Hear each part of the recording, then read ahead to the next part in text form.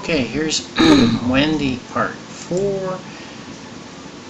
I kept seeing things cut short in the preview, like it only do the first 10 seconds, so I thought that the whole thing was lost. But the third time that happened, I thought, well, hell, I'm going to save it and just see what's going on. And when I saved it and played it, it does play the whole thing. So that means I don't have to think that everything is lost if I only get a few seconds of preview. So I ended part 3 by saying that I never regretted my 20 years or my celibacy in my 20s, my 20 years with Greek Orthodoxy. And then I said, I switched topics, and I said that I came to feel that Sherilyn needed something extraordinary, and I began sending her a lot of YouTube songs, and this is cute.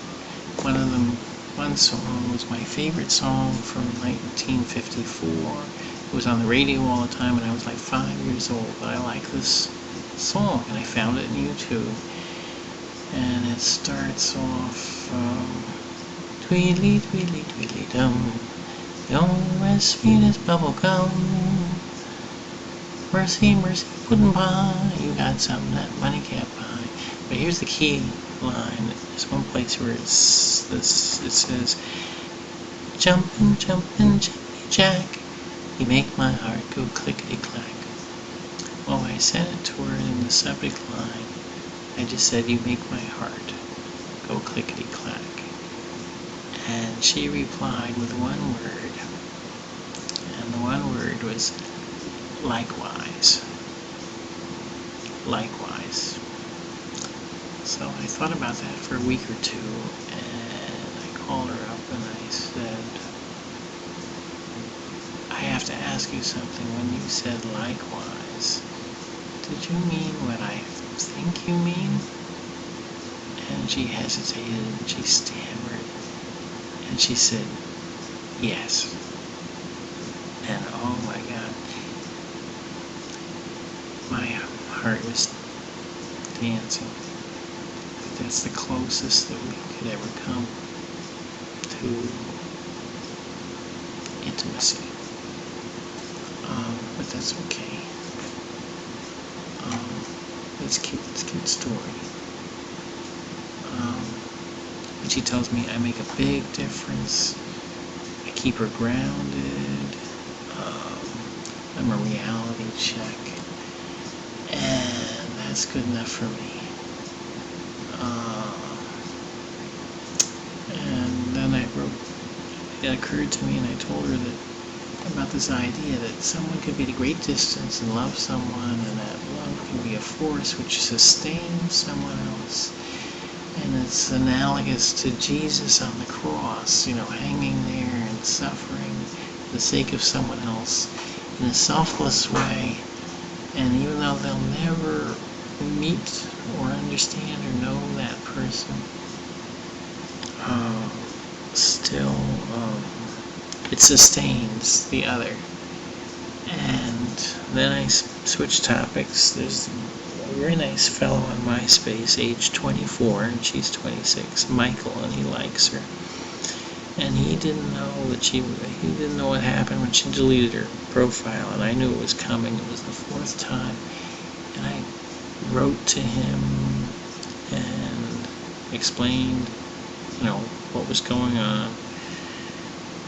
And I call her and I ask if I could have her permission to give him her email address so he could write to her. And he was very happy, he was very grateful. But here's the big problem.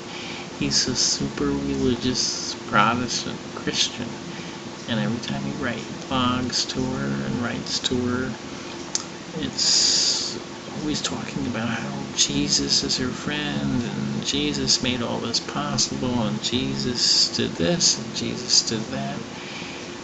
And I said to her, I see a problem here, because she's tried religion in the past, She's tried it for the sake of fixing everything up, and then when it didn't get fixed up, she gets very bitter and she gets very angry, and so do a lot of people when they approach religion with that notion. And it's like he's saying that this is a package deal. I come with Jesus, Jesus comes with me, and it's all everything or nothing. You take the both of us.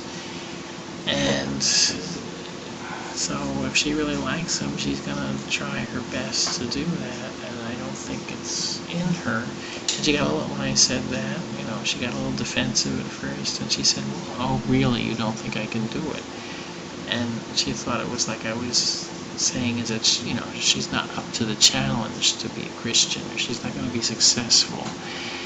But that's not it at all. It just doesn't suit her personality. She might become a very happy Unitarian or a Quaker or even Episcopalian, Anglican. But I don't think it's going to suit her to be one of these, evangelicals. So, then she kind of understood. But it's a problem, and it's like Gandhi. One day someone asked Gandhi, about his religion, and Gandhi said, "Look, my religious beliefs are a very intimate matter between myself and God alone." So, I think Gandhi's right. You're not supposed to stand on the street corner and blubber and boast about how much you love Jesus or Krishna or Allah or anything, or Buddha or anything else. It's supposed to be a private thing, and I can't tell you to be what I am. You've got to figure it out for yourself. You've got to do it for yourself, and otherwise it's not going to have any meaning to you. And it's very sad that this country is the way it is, where some Pat Robertson type guy who controls a block of votes, it wasn't Pat Robertson, but it's someone else, and he comes to Obama and he says, "Do you believe that Jesus is the only way to heaven, that Jesus is the only way to God?" Well, what's Obama going to say? You know what he says? He's no dummy. He says, "Well, I believe that Jesus is the only way for me." Well, yeah, he doesn't want to lose the block of votes, and this, Pat Robertson type is this rabid kind of Christian bigot